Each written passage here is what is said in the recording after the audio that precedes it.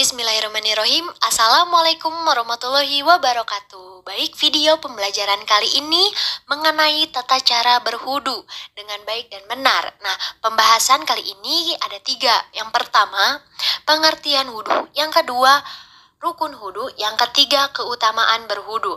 Nah, materi yang akan saya sampaikan pertama yaitu mengenai pengertian wudu.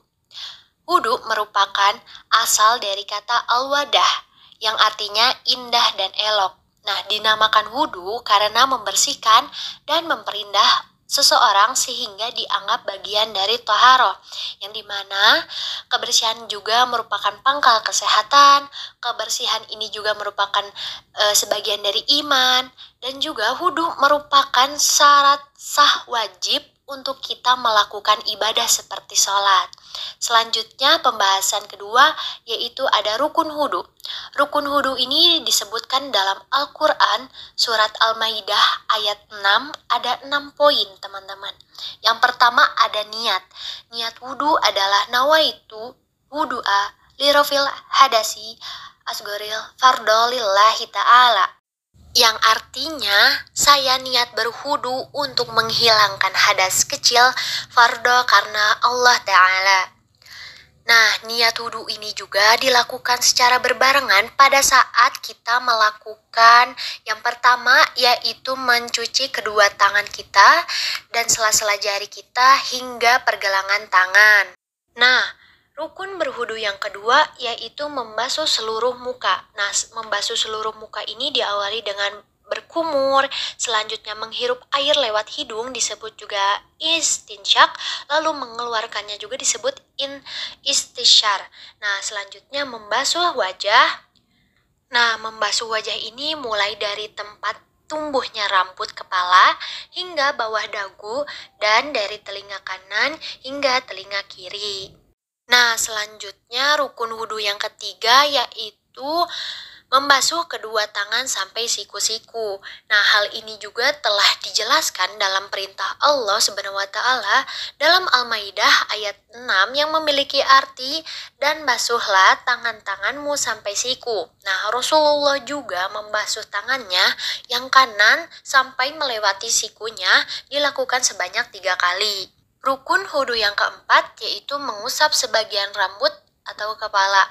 Nah, mengusap kepala ini perlu dibedakan dengan mengusap dahi atau sebagian kepala. Nah, hal ini juga sesuai dengan perintah Allah Subhanahu wa taala dalam Al-Maidah ayat 6 yang memiliki arti dan usaplah kepala kalian. Nah, Rasulullah Shallallahu alaihi wasallam juga mencontohkan kita tentang caranya mengusap kepala, yaitu dengan kedua telapak tangannya yang telah dibasahi dengan air, lalu ia menjalankan kedua tangannya mulai dari bagian depan kepala sampai ke belakang tengkuknya.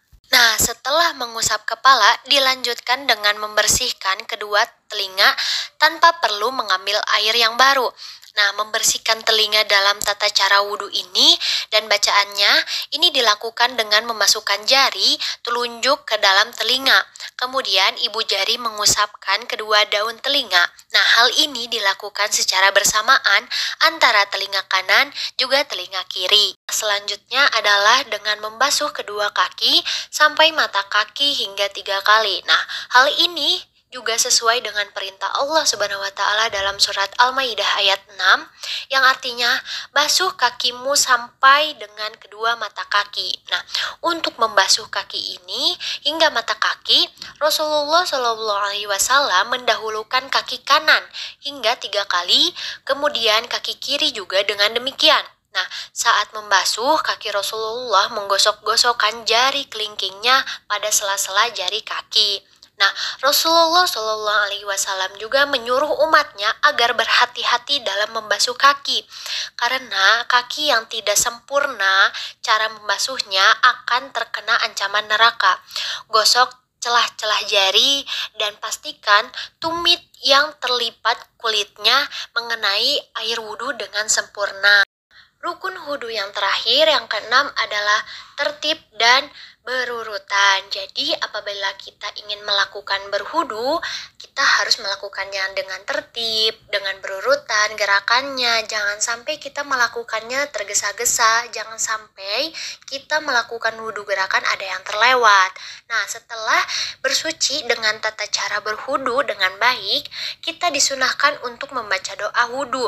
Nah, saat membaca doa wudhu ini sebaiknya menghadap kiblat sambil mengangkat kedua tangan kita dengan membaca Asyhadu an la ilaha illallah wahdahu la syarikalah lahu wa asyhadu anna Muhammadan abduhu rasulullah. Allahumma ij'alni minat tawabina waj'alni minal mutatahhirin waj'alni min ibadikas sholihin. Yang artinya, aku bersaksi tiada Tuhan melainkan Allah dan tidak ada yang menyekutukan baginya. Dan aku bersaksi bahwa Nabi Muhammad adalah utusannya. Ya Allah, jadikanlah aku orang yang ahli taubat, dan jadikanlah aku orang yang suci, dan jadikanlah aku dari golongan orang-orang yang soleh.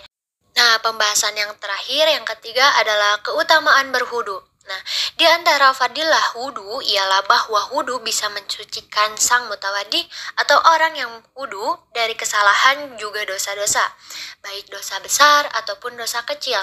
Nah, serta membersihkan anggota tubuh yang dibasuhnya dari kotoran-kotoran yang menempel. Ada pula keutamaan lain dalam menjaga wudu. Yang pertama yaitu menghapuskan dosa. Yang kedua, membentuk iman kepada Allah Subhanahu wa Ta'ala. Nah, dengan kita menjaga wudu, pastinya kita akan selalu terhindar dari segala bentuk najis dan selalu ibadah kepada Allah Subhanahu wa Ta'ala untuk meningkatkan keimanan kita. Selanjutnya, yang ketiga ada bercahaya pada anggota wudu di hari kiamat. Nah, pada hari kiamat, seluruh umat Rasulullah dibedakan dengan adanya cahaya pada anggota wudu. Nah, Rasulullah Shallallahu Alaihi Wasallam juga bersabda, sesungguhnya umatku akan dipanggil pada hari kiamat nanti dalam keadaan dahi, kedua tangan dan kaki mereka bercahaya karena bekas wudu. Nah, disebutkan dalam hadis riwayat Al-Bukhari nomor 136. Selanjutnya, yaitu keutamaannya masuk surga, dan yang terakhir diangkat derajatnya. Nah, itu dia adalah beberapa keutamaan kita berwudu, kita menjaga wudu. Selebihnya bisa kalian baca dalam materi-materi lain. Cukup sekian penyampaian dari saya. Mohon maaf bila ada kesalahan. Wabillahi taufiq wal hidayah. Wassalamualaikum warahmatullahi wabarakatuh.